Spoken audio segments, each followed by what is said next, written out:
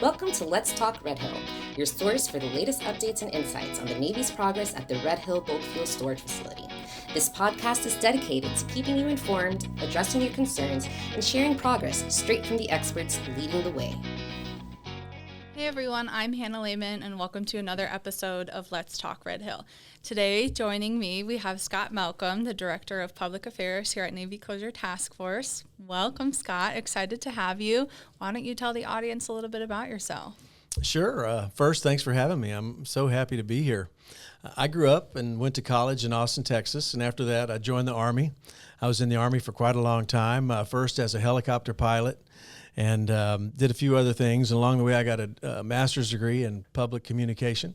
So I became a public affairs officer about 15 years ago, and did that at many levels. And when I retired from that, my family and I were in Florida, and I had the opportunity to be the chief operating officer at a regional food bank where we serve 4 counties, Southwest Florida, and did a lot of good there. And they're still doing a lot of good. Real proud of that time. But we needed to get the family back to Texas, so I applied to be a public affairs officer with the Army again, but this time as a civilian.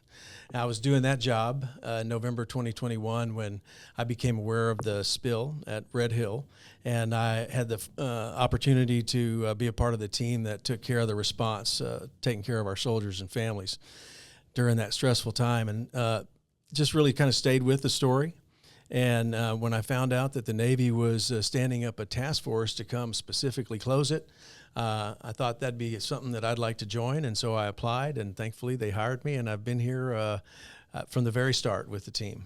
That's great. I know kind of going into your public affairs background and your public affairs team you're leading here right now, your team's effort focuses a lot on sharing information with the public and supporting the Navy Closure Task Force Community Engagement Plan. And one of those ways outlined in the Community Engagement Plan is to have open houses. So what exactly does an open house involve, and when do we have those if people want to come and here and support? Wow. Open houses are our premier public information event. The whole team comes together in a collaborative process because we really take pride in keeping the community informed. But we understand that there's a lot of technical information, related to what we do on a day-to-day basis. And so my team's goal is to take that information and translate it so that folks who don't deal with it every day like we do can understand it. And that's the open house is the venue for us to communicate that information to the public. They are what I would call a command performance in that we make sure that the right leaders and the right subject matter experts are there to represent information generally oriented to a theme, which we can talk about, but just our premier public information event. And how frequently is the task force hosting these open houses? We have them once a quarter. It's part of our community engagement plan, which I know that one of my colleagues, Megan, will come on and talk to you more about in a subsequent podcast. But basically, in a nutshell, we try to do one major public information event a month.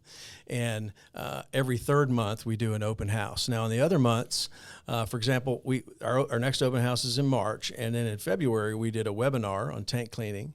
And in April, we're going to go to a public meeting called the Fuel Tank Advisory Committee, hosted by the Department of Health. So basically, month to month to month, we do at least one big event like that. That's awesome. And you mentioned then the next open house will be in March, coming up here soon. Can you give us some information on how people can attend or what they can expect? Sure, I'd love to. Yeah. Everybody can go. It's open to the public. It's going to be on March 12th, 5 to 7 p.m. at the Cahee Lagoon. We do it from 5 to 7 because we want to make it convenient for folks. Maybe they're coming direct from work, or they even have an opportunity to go home, freshen up, and grab some family members to come out. But Cahee Lagoon is conveniently located just east of the airport off Nimitz Highway, easy on and off, and there's plenty of parking. So don't let that concern keep you from coming out and joining us. It sounds like there's several opportunities then throughout the year for engagement with the community if they'd like to become involved.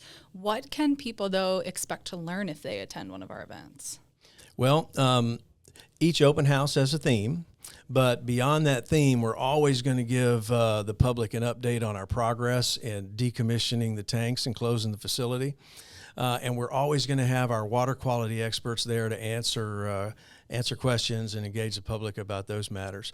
But then the rest of the interactive displays are usually more aligned with the theme. So you're kind of illustrated that not all of the open houses are the same or look the same, that maybe new information is presented and shared each time?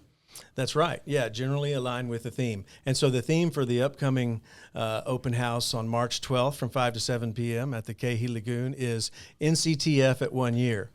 As you know, we took the responsibility for Red Hill from Joint Task Force Red Hill last March. So this March marks our 1 year anniversary.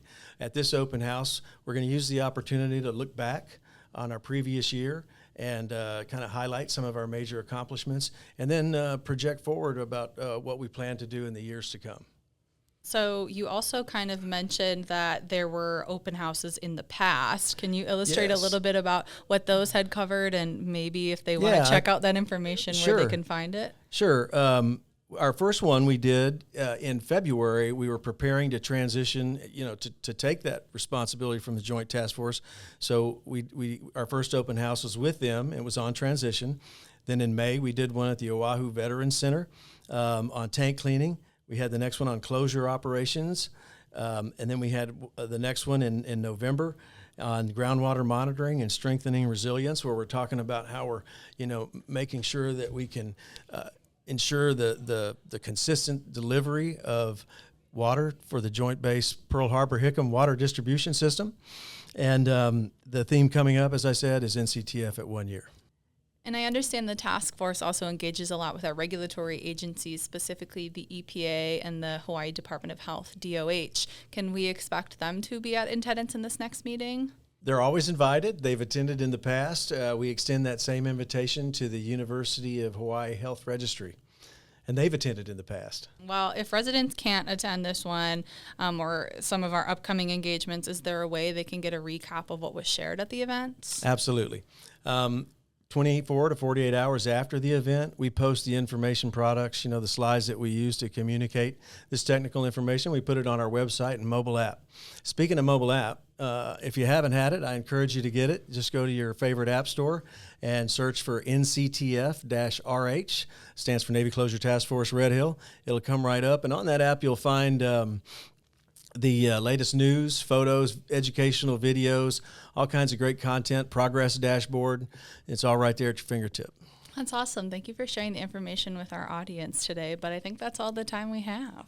Hey, it's been my pleasure. I really appreciate it. To our audience, thanks for tuning in. We appreciate you watching with us today. Let's talk more Red Hill next time. Mahalo for listening to Let's Talk Red Hill. Stay tuned for our next episode, and be sure to subscribe to stay up to date. Be sure to download the mobile app by searching NCTF Red Hill in the Apple Store or Google Play.